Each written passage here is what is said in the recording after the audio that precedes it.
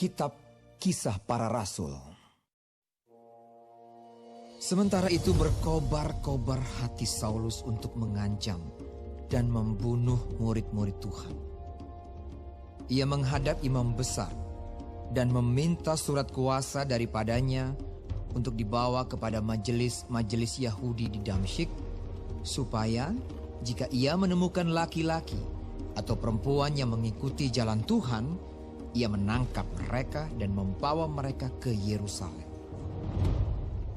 Dalam perjalanannya ke Damsyik, ketika ia sudah dekat kota itu, tiba-tiba cahaya memancar dari langit mengelilingi dia. Ia rebah ketangan dan kedengaranlah olehnya suatu suara yang berkata kepadanya, Saulus, Saulus, mengapakah engkau menganiaya aku? Jawab Saulus, Siapakah engkau, Tuhan? katanya. Akulah Yesus yang kau aniaya itu. Tetapi bangunlah dan pergilah ke dalam kota. Di sana akan dikatakan kepadamu apa yang harus kau perbuat. Maka termangu-mangulah teman-temannya seperjalanan, karena mereka memang mendengar suara itu, tetapi tidak melihat seorang juga pun. Saulus bangun dan berdiri, lalu membuka matanya, tetapi ia tidak dapat melihat apa-apa. Mereka harus menuntun dia masuk ke Damsyik. 3 hari lamanya ia tidak dapat melihat, dan 3 hari lamanya ia tidak makan dan minum. Di Damsyik ada seorang murid Tuhan bernama Ananias. Firman Tuhan kepadanya dalam suatu penglihatan. Ananias, Jawabnya, Ini aku, Tuhan. firman Tuhan, mari, pergilah ke jalan yang bernama Jalan Lurus, dan carilah di rumah Yudas, seorang dari Tarsus yang bernama Saulus. Ia sekarang berdoa, dan dalam suatu penglihatan, ia melihat bahwa seorang yang bernama Ananias masuk ke dalam dan menumpangkan tangannya ke atasnya, supaya ia dapat melihat lagi. jawab Ananias, Tuhan, dari banyak orang telah kudengar tentang orang itu. Betapa banyaknya kejahatan yang dilakukannya terhadap orang-orang kudus-Mu di Yerusalem. Dan ia datang kemari dengan kuasa penuh dari imam-imam kepala untuk menangkap semua orang yang memanggil nama-Mu. Tetapi firman Tuhan kepadanya, Pergilah, sebab orang ini adalah alat pilihan bagiku untuk memberitakan namaku kepada bangsa-bangsa lain, serta raja-raja dan orang-orang Israel. Aku sendiri akan menunjukkan kepadanya betapa banyak penderitaan yang harus ia tanggung oleh karena namaku. Lalu pergilah Ananias ke situ dan masuk ke rumah itu. Ia menumpangkan tangannya ke atas Saulus. Katanya, Saulus, saudaraku, Tuhan Yesus yang telah menampakkan diri kepadamu di jalan yang kau lalui, telah menyuruh aku kepadamu, supaya engkau dapat melihat lagi dan penuh dengan Roh Kudus. dan seketika itu juga, seolah-olah selaput gugur dari matanya, sehingga ia dapat melihat lagi. Ia bangun, lalu dibaptis. Dan setelah ia makan, pulihlah kekuatannya. Saulus tinggal beberapa hari bersama-sama dengan murid-murid di Damsyik. Ketika itu juga ia memberitakan Yesus di rumah-rumah ibadat dan mengatakan bahwa Yesus adalah Anak Allah. Semua orang yang mendengar hal itu heran dan berkata, Bukankah dia ini yang di Yerusalem mau membinasakan barang siapa yang memanggil nama Yesus ini? Dan bukankah ia datang ke sini dengan maksud untuk menangkap dan membawa mereka ke hadapan imam-imam kepala? Akan tetapi Saulus semakin besar pengaruhnya dan ia membingungkan orang-orang Yahudi yang tinggal di Damsyik. Karena ia membuktikan bahwa Yesus adalah Mesias. Beberapa hari kemudian, orang Yahudi merudingkan suatu rencana untuk membunuh Saulus. Tetapi maksud jahat itu diketahui oleh Saulus. Siang malam, orang-orang Yahudi mengawal semua pintu gerbang kota supaya dapat membunuh dia. Sungguh pun demikian, pada suatu malam, murid-muridnya mengambilnya dan menurunkannya dari atas tembok kota dalam sebuah keranjang. Setibanya di Yerusalem, Saulus mencoba menggabungkan diri kepada murid-murid.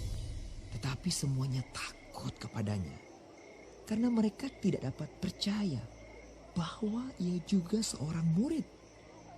Tetapi Barnabas menerima dia dan membawanya kepada rasul-rasul dan menceritakan kepada mereka bagaimana Saulus melihat Tuhan di tengah jalan dan bahwa Tuhan berbicara dengan dia.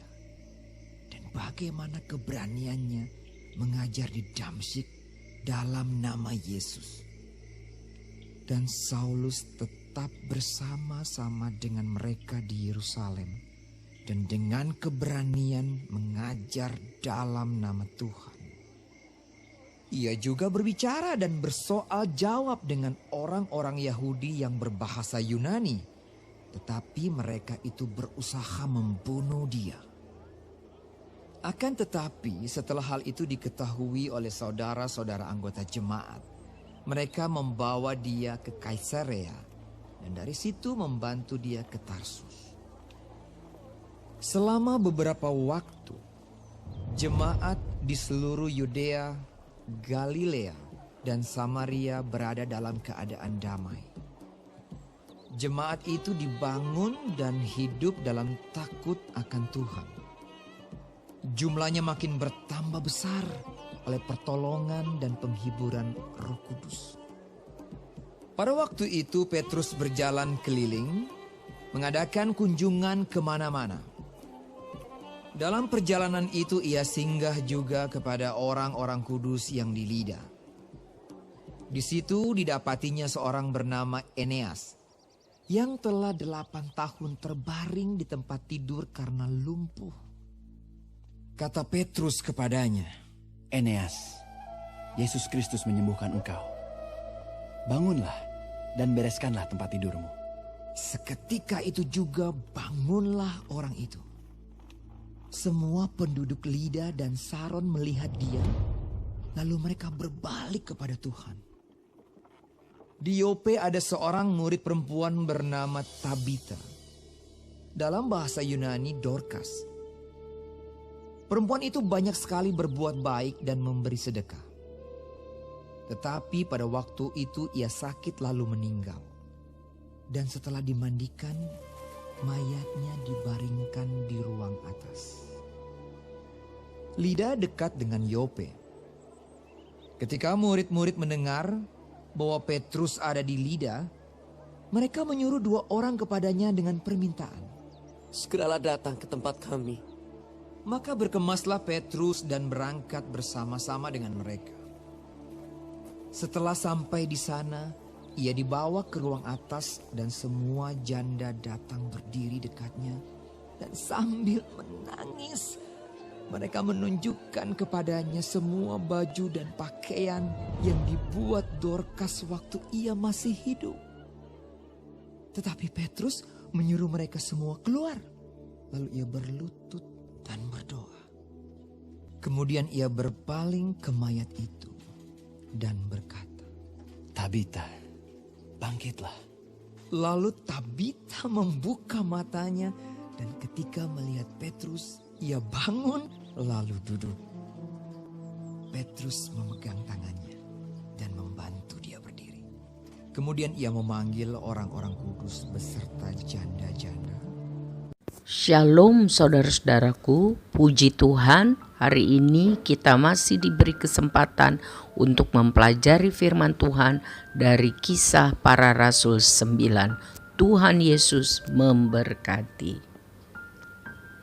Sebelum bertemu Tuhan Yesus, Saulus adalah seorang yang sangat bersemangat ganas memasuki rumah demi rumah untuk membinasakan orang-orang yang percaya kepada Kristus. Ia menyeret, memasukkan mereka dalam penjara, mengancam, dan membunuh murid-murid Tuhan Yesus. Bahkan dicatat perbuatannya yang sadis ini didukung oleh imam besar. Tetapi sesudah berjumpa dengan Tuhan Yesus di jalan menuju kota Damsyik, Saulus terkapar tak berdaya dan buta. Selama 3 hari Saulus berpuasa. Sementara itu di dalam kota Damsyik ada Ananias, murid Tuhan Yesus. Ia taat melakukan perintah Tuhan untuk datang melayani Saulus, berdoa supaya Saulus dapat melihat lagi dan membaptisnya dalam nama Tuhan Yesus sebagai tanda bahwa Saulus jadi orang yang percaya kepada Kristus. Luar biasa. Sesudah itu Saulus berubah total menjadi orang yang sangat taat pada kehendak Tuhan dan hidup dipimpin Roh Kudus setiap hari. Saulus dikenal sebagai tokoh Kristen yang sangat gigih memberitakan Injil sampai dengan hari kematiannya.